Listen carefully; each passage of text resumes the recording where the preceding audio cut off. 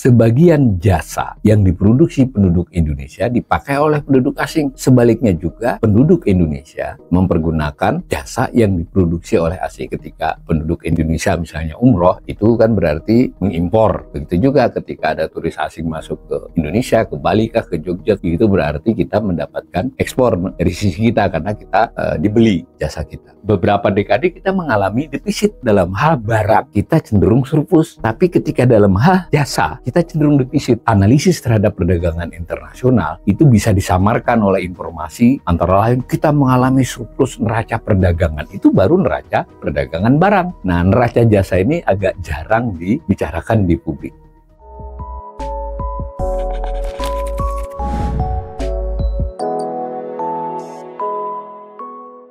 Sebagian jasa, biasanya disebut jasa-jasa karena macamnya banyak, yang diproduksi penduduk Indonesia dipakai oleh penduduk asing. Sebaliknya juga, penduduk Indonesia mempergunakan jasa yang diproduksi oleh asing. Sebagai catatan, pengertian penduduk itu ya bisa personal, bisa perusahaan, bisa negara, ya penduduk untuk menunjukkan kewarganegaraan dari entitas yang dianalisis. Catatan selalu dari sudut pandang Indonesia dalam sajiannya. Karena kalau misalnya kita berhubungan dengan sebutlah Cina, kalau dari sisi kita ekspor, oleh Cina dicatat sebagai impor kan, begitu ya. Nah, Bank Indonesia, BPS tidak menyajikan ya. Datanya sama dari bea dan cukai. Tetapi yang menjanjikan khusus jasa-jasa itu Bank Indonesia. Nah, menyebutnya sebagai neraca jasa, services ya. Nah, mencakup transaksi jasa antara penduduk Indonesia dengan penduduk negara lain, baik yang bersifat mengekspor maupun mengimpor ya, membeli, menjual ataupun membeli. Nah, dalam sajiannya Bank Indonesia mengikuti acuan internasional ya, ada acuannya. Kita sekarang memakai 12 macam jenis jasa. Jadi ada 12 jenis jasa yang dicatat. Jadi semua jasa dimasukkan ke salah satu dari 12. Itu antara lain jasa manufaktur, jasa pemeliharaan dan perbaikan, jasa transportasi, jasa perjalanan. Nah, ini penting ya, jasa transportasi dengan perjalanan itu beda. Kalau transportasi itu freight, misalnya penumpang atau barang yang dikirim, sementara perjalanan itu traveling lah. Nah, di travelingnya, jadi ketika penduduk Indonesia misalnya umroh, itu kan melakukan pengeluaran-pengeluaran, itu kan berarti mengimpor. Begitu juga ketika ada turis asing masuk ke Indonesia, ke Bali kah, ke Jogja kah, atau ke Danau Toba, itu berarti kita mendapatkan ekspor dari sisi kita karena kita dibeli jasa kita. Lalu ada jasa keuangan, lalu ada, nah ini biaya penggunaan kekayaan intelektual, copyright ya. Ini yang di dunia modern sekarang ini makin transaksinya masih besar. Secara keseluruhan 12 macam jasa tadi oleh Bank Indonesia dicatat bahwa kita mengalami defisit tahun 2023 sebesar 17,92 miliar, hampir 18 miliar ya. Nah, dihitung dari kita menerima itu berarti kita mengekspor, menjual 33,43 miliar dan membayar 51,35 miliar. Jadi lebih banyak kita menggunakan jasa asing dibandingkan sebaliknya. Nah, ini gambarnya.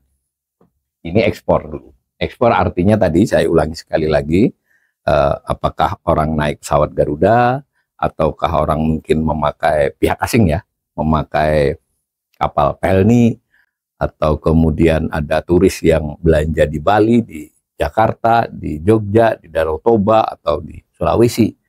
Nah, begitu juga dengan kalau ada hak cipta, ya terutama mungkin tentang software segala macam kan ada itu hak cipta juga, itu kita pakai asing, dan sebaliknya orang Indonesia juga ada produksinya.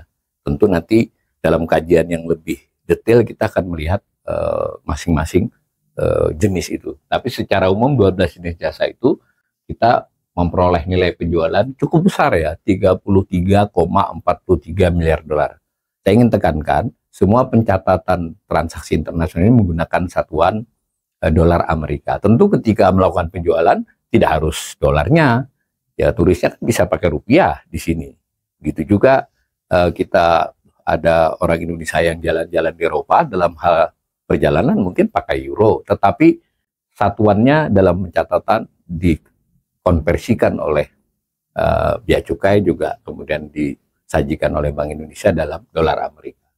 Nampak memang cenderungnya naik, kecuali pada saat pandemi ya, banyak jasa-jasa yang menurun. Sekarang menaik kembali, kita ekspor. Nah, lalu bagaimana kita impor, membayar artinya. Ini juga sama trennya. Nah, tetapi dengan satuan yang lebih tinggi. Kalau kita sandingkan, didapatkan surplus atau defisitnya kan. Maka tampak kita sudah beberapa dekade kita mengalami defisit. Ini kita tekankan ya. Pada kajian kita sebelumnya, dalam hal barang yang fisik ya, kita cenderung surplus. Tapi ketika dalam hal jasa, kita cenderung defisit. Nah, ini penting dipahami. Nah, dan yang lebih cukup harus diperhitungkan adalah defisit kita dalam beberapa tahun terakhir ini cenderung melebar.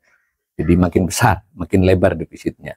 Jadi kita membayar makin jauh lebih banyak daripada menerima. Meskipun pada tahun 2023 ini sedikit menyempit, tetapi masih merupakan yang kedua terbesar dari 2 dekade ini.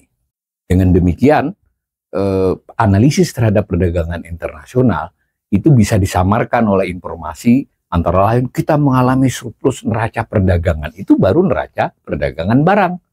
Nah, neraca jasa ini agak jarang dibicarakan di publik. Karena itu kita sebagai pembelajar ekonomi, ya satu-satu kita lihat dan nanti kita gabung.